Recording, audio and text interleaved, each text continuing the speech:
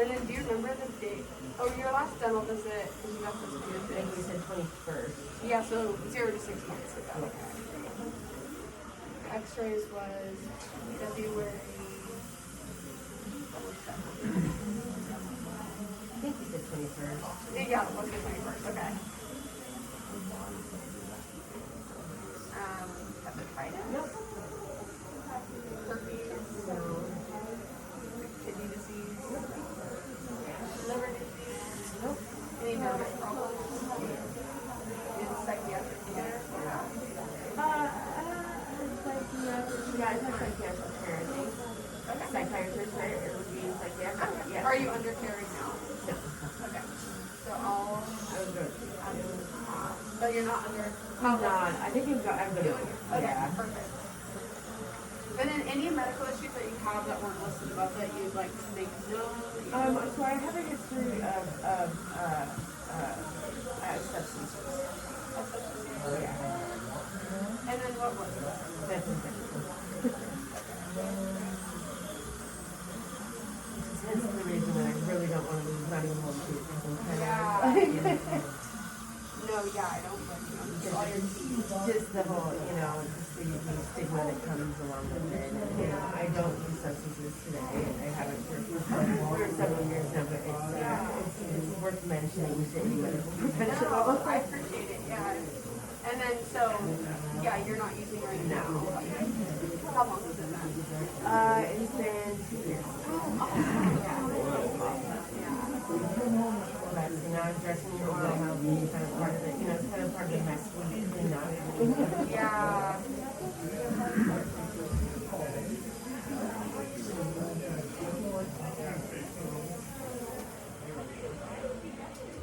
So you're in the process right now of kind of getting it Addressing it, yeah. Then something that's kind of part of your Yes. And there's no medication you're taking? No, no, I'm really hoping to avoid it. I mean, obviously, if it stays elevated, I'll go ahead and see. But right now, I'm hoping not to have to.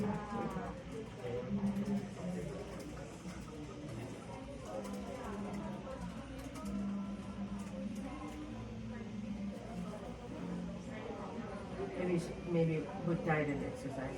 Yeah. Yeah, no, definitely. I always feel better. It's so hard when I stop working out. I get in the rut of not really getting back into it. Once I start, I always feel so good. It's like, why was I giving it such a But then it's so easy to give up too. I know.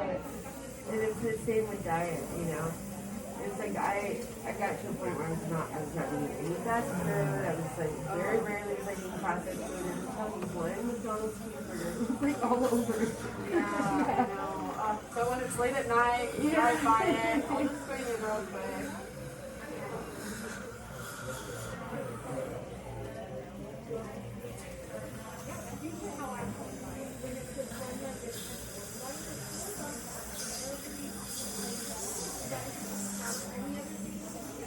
And I'm so sorry. You said that this has been going on for about how long? I want to say it's probably been going on for about 5 years. Okay, 5 years. Yeah.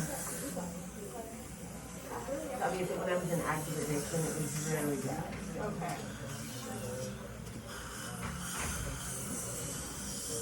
And active addiction, so that was 2 years ago, or I know you have a year. Yeah. So everything prior to 2 years, I used for about 15 years.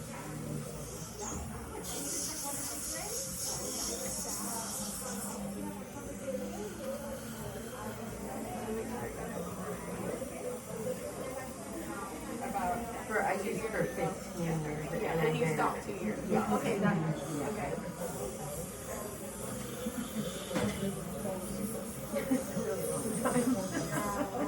That's awesome though, 2 years. I bet you feel really great. Yeah, it's night and day.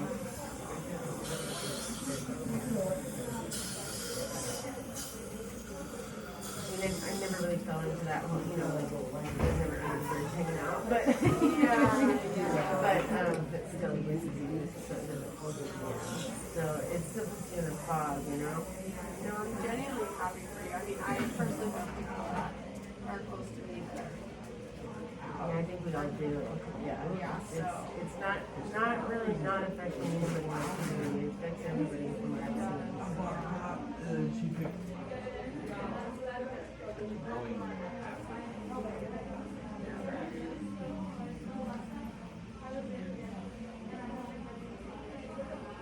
Oh, sinus trouble. That's fun. So sinus trouble, you say it was called I was diagnosed with chronic sinusitis. Okay. And so basically, from what I gathered, that means just inflammation. So it's red and inflamed. Makes you feel stuffy, I bet. Yeah, exactly.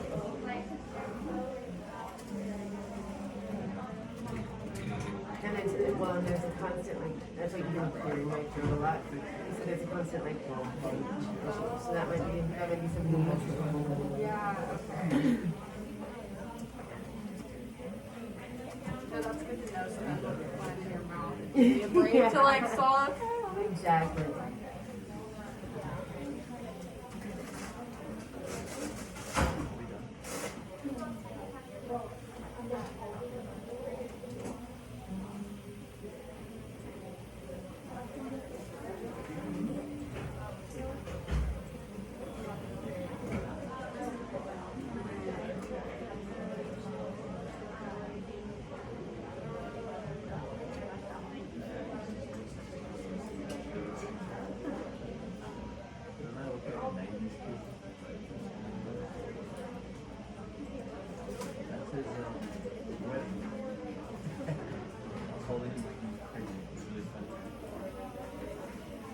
Dental history, the main thing was that you got that Broken tooth, I'd say that one up front are probably the two major. Okay, yeah. And certainly when you're in there cleaning, you're going to see what I'm talking about, and in the X-rays, but you'll see what I'm talking about. There's talk about it is, it's like, and when I push on it with my tongue, if I push from the bottom of the gum, below the gum line, and push up, and push comes out of it. So it's like, yeah, it's terrifying. Yeah, so And I told dentists about it the last time I had work done, and it was, last time I cleaned and everything. It was a couple years ago now, but then Upper Valley Dental stopped taking my insurance. oh no. So, and I have a phobia of Chaz and stuff. I don't have good history with them. Yeah. So, when I found out they were taking adult patients again, I was like, oh, okay, so I got in there. But I had told them about that last time. They just kind of shrugged it off, I felt like. Yeah, And just, said, floss and brush or give me a special mouthwash. But it's still there. So, is it like painful to the not touch? at all. So the number one thing is you're seeing like there's that pus coming out. Yeah, exactly. That's the only way I ever knew there was an issue. Is I'm like, what is that? There was so when they were doing the cleaning, they had mentioned that was, when they do the checks to see how deep for bone loss, probably. I think. Yeah, the probing, yeah. Yes, exactly. Very comfortable. Yeah. But so the lady who was doing that had mentioned how deep that particular tooth was. And so it caused me to pay closer attention to it. And then that's when I noticed that every so often there would be just this, I can't think what else it would be because. And yeah. And so when I brought it up this time, it's like, oh my God, something needs to happen because Yeah, I've been seeing this for a while. yeah, because I don't know, I imagine it. Yeah. So I'm going to be going over my patient interview, doing a self-assessment and a reflection on that. As far as professionalism goes, I felt overall I conducted myself very professional. My tone and body language was appropriate in the situations where my patient was explaining different parts of their health history, especially the parts that I could tell were hard for her to go over, such as substance abuse in her past. I was good about stepping away from the computer and facing her as she explained those, to have that professional and personal experience. I felt overall I was competent in that. As far as individualized care and questioning, I was good about questioning my patient on her health history, especially when we got into, she had a past of substance abuse, and I really wanted to clarify, okay, she would use words such as active addiction, remission, and those are things that I just wanted to make sure I was on the same page as her. So she, for instance, she has not used in 2 years. I clarified that you've not used substances in 2 years. What is active addiction? What is that, is that when it was happening for 15 years or, I just wanted to make sure we were on the same page as far as that goes. Felt like I was really good about going into depth on that.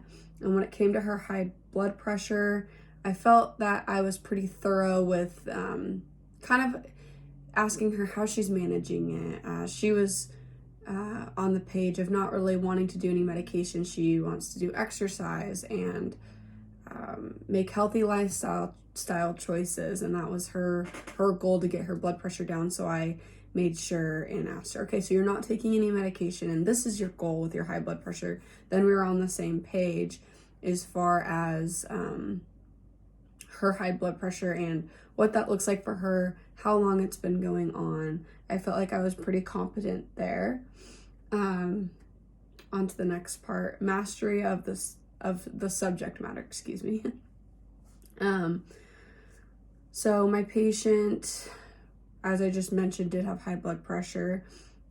I felt that I did have a good understanding of what needed to be asked and the questions that I needed to go through and give her the best treatment and kind of cross all the T's and dot all the I's.